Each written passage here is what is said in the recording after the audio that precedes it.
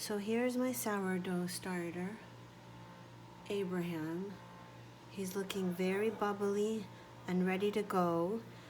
I'll just give you an idea. When I fed him this morning, he was about to hear, so he's about doubled in size now since he's been fed. That's about 4 hours ago.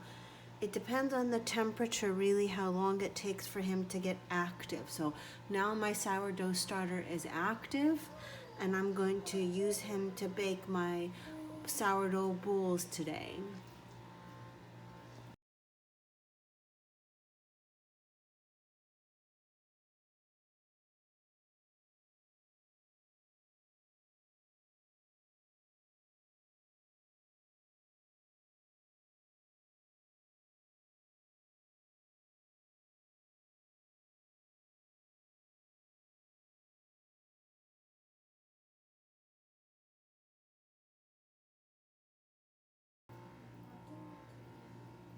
So now that I have started mixing my sourdough bread, I need to remember to refeed Abraham. So a good idea is to measure the weight of your sourdough jar, your starter jar, so that you know how much is in there once you've taken out what you need to make your bread for the day. But I've done this enough times now to where I kind of know how much I need to have left in there. But basically, you should have about 113 grams left of, in my case, Abraham, or your sourdough starter, whatever you decide to name him. So now I need to refeed it before I'm going to put it back into the fridge for the next time that I need him. So each time I feed him, I'm going to give him 123 grams of flour,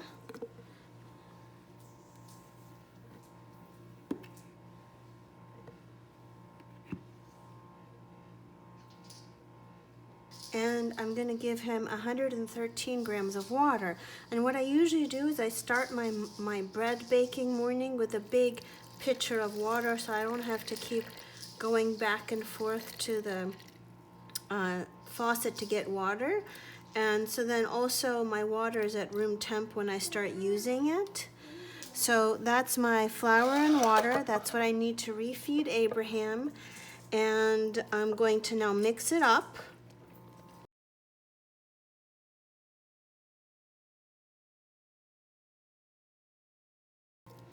And then Abraham needs to become active again before I put him back in the fridge. So he's going to feed and then bubble up again just like he did before. And then he's going to go back in the fridge. Now the lid is just going to go on loosely, not tightly, because we need to let him emit the gases that are produced. So we're not going to screw it on tight. We're just going to put it on loosely, and we're just going to set it aside while we finish making our bread for the day. So now that we've had our dough autolyzing for about 20 minutes, which basically means it's all absorbing the water, I added the salt, and now I'm going to take it out and I'm going to knead it. Keep in mind, kneading is probably the most time intensive and labor intensive thing we're going to do to make this bread. You might hear my kids in the background right now. So this is the stuff that takes the most effort from you, and you really do need to give it your best effort.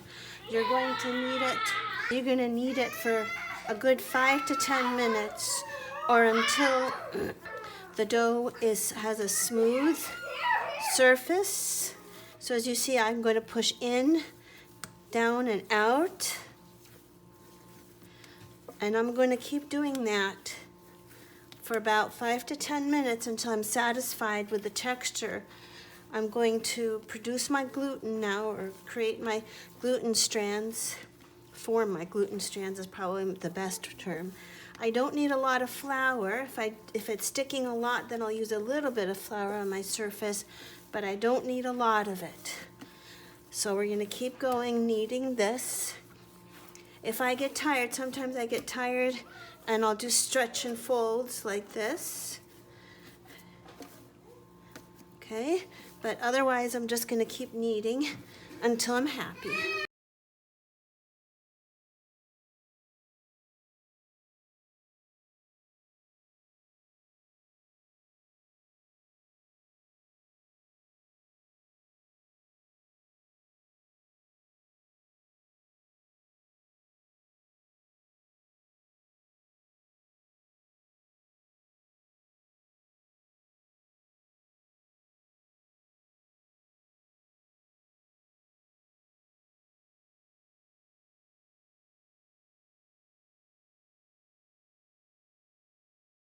Okay, so now that the dough has gone through its fermentation phase, which has been about 2 hours long, we are going to dump it out onto a floured surface.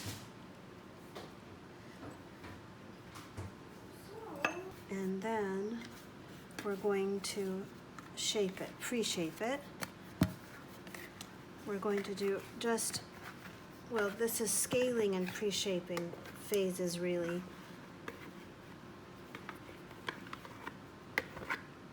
Because we're going to divide it in half, because we're going to make 2 boules with this, and then we're going to just quickly shape it into a rough round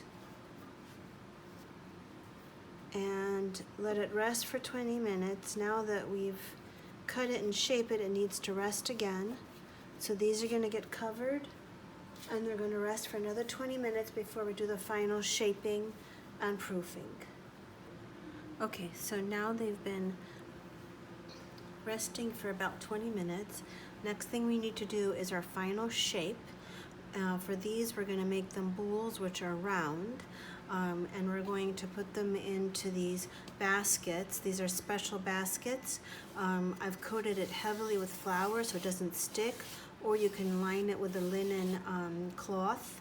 You don't have to use this. This is what I use to get the shape that I want, but you can also just form it and put it onto a parchment-lined baking sheet. All right, so what we're gonna do to form a round is we gotta form a tight ball. What happens is that the gases form in the dough ball and creates the proofing and the rising of the bread. If it is not shaped into a tight ball, it's just going to go like this when it starts to rise, where the gas just spreads it out into a big blob, and we want it into a nice round shape for our bread.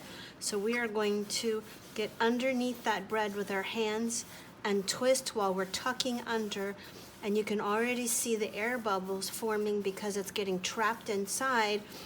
This is why we need a tight gluten structure, because the gluten is what traps the air in bubbles and creates the nice rise. And without the gluten, we wouldn't have those perfect little cages where the air could get trapped. So you see, this is very nice and tight ball. And we're going to put it into our boule basket here, seam side up, and just tighten it again. And then we're going to cover it, and it's going to rise for a couple of hours. If you have a proofing drawer, you can maybe get away with an hour, hour and a half. So this has been proofing for about 2.5 hours. And I can tell that it's ready because first of all, it's filled up my basket or my banneton. And I'm gonna take a little floured finger and I'm gonna press lightly. And you see it springs back slowly. If it sprung back very quickly, like that was not ready yet. If I pressed and it deflated, that would be overproofed. So this is ready to go. So now I'm going to flip it onto a parchment paper and onto my pizza peel. So I'm gonna take the parchment and put it over here on top of my bread. I'm gonna take my pizza peel and put it here. This is my easy way of flipping it. So I'm gonna flip it like this. Okay, and if I flour the, yes, it does look like a beehive, Shushu, you're right. So if I floured it properly, this should come right off.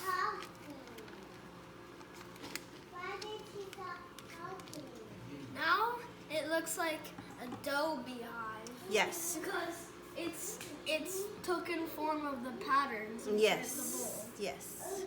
All right. So I need to slice it. Watch out, Shushu. Watch out. I need to slice it. It's very important that we score the bread to let it release some air, gases, because otherwise it'll explode in the oven and rupture in places and in ways that we don't want it to, so we're gonna control the rupture now. So I'm gonna score it like this, like a hashtag. This knife isn't very sharp. So there we go. There. So we kind of need it a little deeper. That's nice.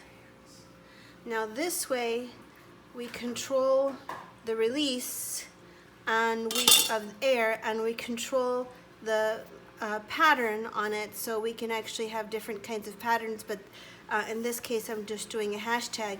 This is going to go into the oven on my pizza stone that's been heating up with the oven. I have it at 400 convection, and it's going to bake for about 30 minutes.